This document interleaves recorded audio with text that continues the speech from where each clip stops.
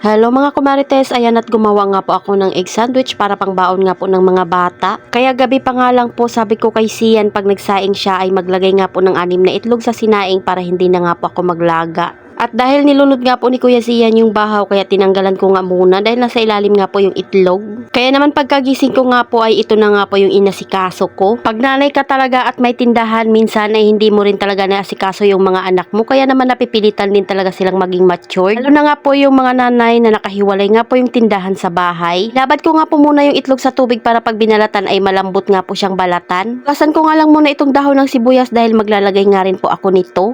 Huwag nyo na nga lang pansinin yung mga umang na gumagapang nga po dyan sa aming lababo dahil alaga yan ng mga anak ko. Wala na tayong magagawa dyan dahil gusto nga po nila yung umang na yan. Baka kasi pag sa Tupperware nga po namin ilagay ay gumapang at mawala nga po ito lahat. Kung umuwi nga po sila galing school ay ito nga po ay nilalaro nila. Pit ko nga lang muna yung mga pinaglinisan ko ng dahon ng sibuyas dahil ayaw ko nga po ng makalat na lababo. Ayan at hiniwa-hiwa ko nga lang po ito ng medyo pino. Hindi rin talaga ako madalas magpabaon sa kanila kumarites pero pag naisipan ko nga po at meron akong time ay gumagawa talaga ako ng pambaon nila. 6 na itlog nga po itong aking gagamitin dahil maliliit nga lang po ito. Nakakaramdam din talaga ng konsensya pag yung mga nanay ay merong tindahan o di kaya nagtatrabaho. Kung hindi nga natin maasikaso yung ating mga anak. Kung minsan ay hindi nga namin sila natutulungan sa kanilang pag-aaral. Yung Kuya Sian ko nga po kahit pasaway ay siya talaga yung malaking naitutulong dito sa aming bahay. Lalo na nga po pagdating dito sa aming munting tindahan. Kaya lagi ko nga pong sinasabi na siya nga po yung gumigising kasabay ng papa niya para magbantay. Tudurog-turugin ko nga lang po itong itlog ko marites pero hindi ko na nga po siya masyadong pipinuhin. Dahil pang amin lang naman ito. Maglalagay nga po ako dyan ng paminta powder at ng kaunting asin. Syempre para maging masarap nga yung ating egg sandwich ay kailangan natin lagyan ito ng mayonnaise. Nakagawa ka na nga rin po nito ng 2 itlog at yung maliit na mayonnaise ko marites. Di ko nga akalain na yung 6 na itlog ay marami ka na ngang magagawa. Kailangan kaunti lang yung ilalagay mo para hindi naman nga po magsobra yung lasa.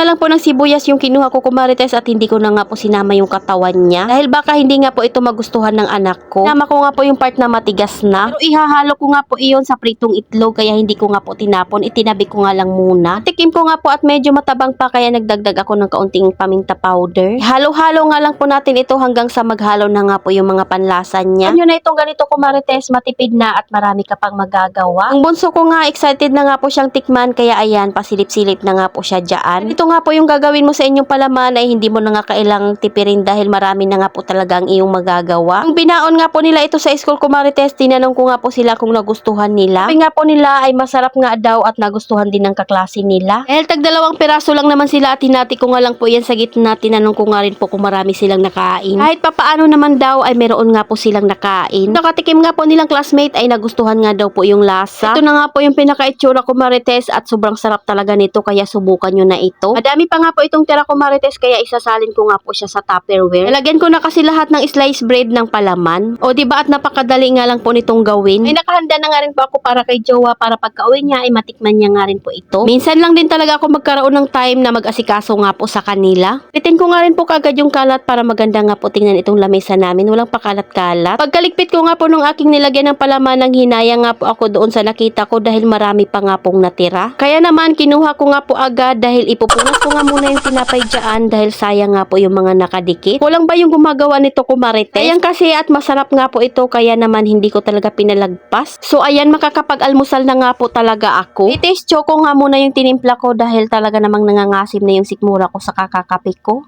Hindi nga po ito tinipid sa palaman. Alis na nga rin po yung 2 kong anak kaya ayan nagkikis nga muna yan sila bago umalis. Kahit mapagalitan ko nga po yung 2 yaan at wala akong ligo, hindi talaga yan sila naalis nang hindi nagkikis. Ganyan-ganyan nga rin po yung papa nila kumarites bago umalis ay talaga namang hindi yan naalis nang hindi nagkikis sa akin. Pag umalis nga rin po yung papa nila at nandito sila, kailangan din talagang magkiss ng papa nila. Yung bunso ko nga ay niluloko minsan ng papa namin na hindi talaga yan pinapakis bago umalis. Pero bumabalik naman kaagad yung papa nila dahil umiiyak nga po yan pag hindi nakakakis. Ayan at pinatay ko na nga po yung ilaw. Nag-defrost po pala ako ng ref at ayan na nga lang po yung nakuhaan ko ng video. Hayaan ko lang talaga itong nakabukas hanggang sa matunaw nga po yung mga yellow dyan. Kung nga rin po ito ginagamitan ng mga matatalas na bagay dahil ayaw ko nga po itong mabutas. Ako lang talaga yung naglilinis ng ref namin kumarites dahil isang beses nga po pinalinis ko si Jowa ay nabutasan niya ng kaunti. Sa baba lang naman pero ginawan nga po niya ng paraan at tinapalan niya nga po iyon ng silver. Mga pinangtatakip nga po sa kaldero pag nabubutas yung ating mga kaldero para pwede pa nga pong gamitin. Yun nga po yung itinapal niya doon sa baba. Kaya sa ilang taon nga po ako lang talaga ang naglilinis nito. Wala na rin kasi akong tiwala sa kanya dahil nagmamadali nga po iyon pag naglilinis ng ref. Kasi talaga inaantay ko nga matunaw at kung pwede na nga pong tanggalin yung mga yelong nakadikit. Kaya para mas mabilis nga pong linisin itong ref namin ay hindi ko rin talaga pinapakapal yung yelo. Ano ba naman, feeling ko kasi mas matagal nga pong magyelo pag masyado nang makapal yung nasa paligid. Yan ko nga po ng plastic yung ilalim para mabilis nga pong tanggalin iyon. Yan, at number 1 ko nga muna bago nga po ako maglagay ng yelo. Ito nga po yung itsura ng bahay namin pag ako nga lang po mag-isa dito. Tayo po talaga yung mga yelong ginawa ko para hindi nga po sila mapirat at sumabog. Gabi na nga rin po ito at wala pa nga po yung mag-aama ko dahil naki-birthday nga po sila. Kasundo nga po sa bunso ko ay dumiretso na nga po sila doon. Pag-uwi naman ng panganay ko ay pinapunta nga po siya doon sa may 7-Eleven para sunduin nga po siya ng papa niya doon. Nauna lang ang umuwi yung dalawa kong anak dahil mag-iinom pa nga po yung papa nila. Ano naman, at may pasyaron pa nga po talaga yung dalawa kong anak. Sobrang bihira lang talaga nun kumarites uminom kaya hinahayaan ko nga lang siya. Pero maya-maya nga po ang tawag sa akin kung hinahanap ko siya. Sabi ko nga bahala na siya kung anong oras nga po yung uwi niya. Naman, at ang dami nga po nilang dala at yung cake na kumarites may kasama pang 3 cherry. Hindi rin talaga sila nakakalimot magdala ng pagkain kaya naman hindi rin talaga pumapayat yung mama nila. Ito nga po lahat yung nasyaron nila. So ayun lang muna kumarites. Salamat sa panonood. Follow for more. God bless us. At sana i-share nyo na nga rin po itong aking video.